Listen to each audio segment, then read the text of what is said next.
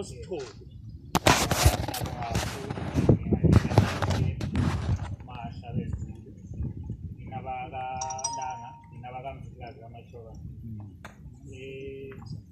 Okokuqala angisoke ngizikhulumele ngizakhuluma ngimele inhlanganiso ekazulu eyisebenza ngaphansi kwayo koBulawayo, MMCA, okuwumfakazi kaMzilikazi Cultural Association.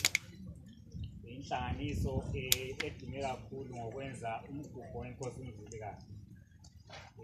Okuyinhlanganiso eyaqala ukubunjwa ngomnyaka ka-1996. Kwasokusithi umgubho wokuqala basebephumelele ukuwenza ngo-2000 bekhumbula inkosi uMzilikazi eyakhunjulelwa e-Old Bulawayo, okuyisigodlo sakuqala senkosi loBhengu.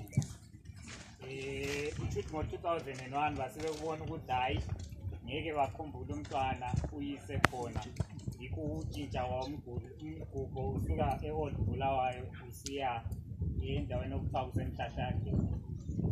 Sikunanzelela ukuthi inkosi ngemva kokutshona kukaMathebela ngo-1862 yavele yatshintsha isigodlo ngoba yayidabuke kakhulu emoyeni, yayingafuni lutho luzoyikhumbuza ngale ndawo esikuyo namuhla, okuyikho la elihlala khona. Yatshintsha isigodlo yasuka la yaya eMhlahlandlela, okuyikho lapho sekulo mgubho khona. Umgubho lokhu khona since 2000, lokho nje siwubambile.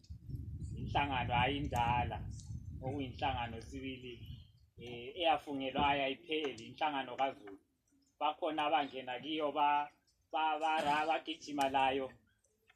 bagijima la inhlanganiso leyana badlula, kodwa yona lokhu isele, njengoba lathi abanye esilabo ngabantu abadala imele sezize ziyimpunga, kodwa lokhu beyibambile. Lathi abatsha sathi hayi abadala singekeli njengoba sebemadolonzima sithathele khonapho.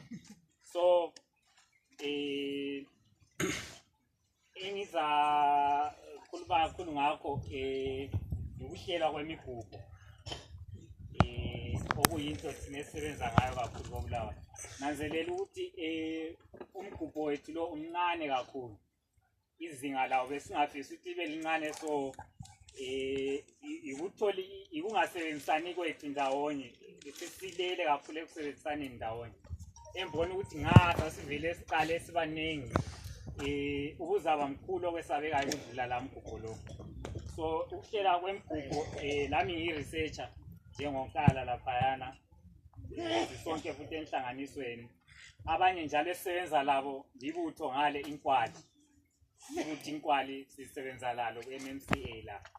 So izinhlanganiso ezibambe kakhulu usiko. So lolu ugwalo lwami ngithe ngithi ngiyakuthalaza eceleni kwami laphana, ngajabula kakhulu ngabona ubaba laphana umhabhinyana uNgwenya, ongumuntu ongumgqugquzeli omkhulu kakhulu wamasiko koBulawayo. Engithe mina ngisebenza lo baba uPhathisa Nyathi, sibhala ugwalo lolu, ubeqeda ukusebenza la ubaba uNgwenya embhalela into ngesikhiwa okuthiwa i-autobiography. So yaphume i-autobiography kababa uNgwenya laphayana, ngikhangele ngithe ngimbona lapha, hayi ngajabula kakhulu. So ugwalo lwami lolu ukhuluma ngemicimbi enjengayonani, okuyiyo imigubho. So siphumile ngoFebruary salibhekisa kweleZambia, lapho kule nkosi uMthezeni ngowesine ngowesi-4. uMthezeni abangamaziyo ngumntaka isizukulwane sikazwa ngendaba, labana baseZambia ngamaNguni la. Sakhangela ukuthi bona kanti imigubho leyesintu bayenza njani bona. So siyilanda lapho yi-research kahle kahle ukuthi sibone ukuthi lathi dala sigijima imigubho yethu, kodwa ikhanya kayikhuli, ayilabantu abaningi.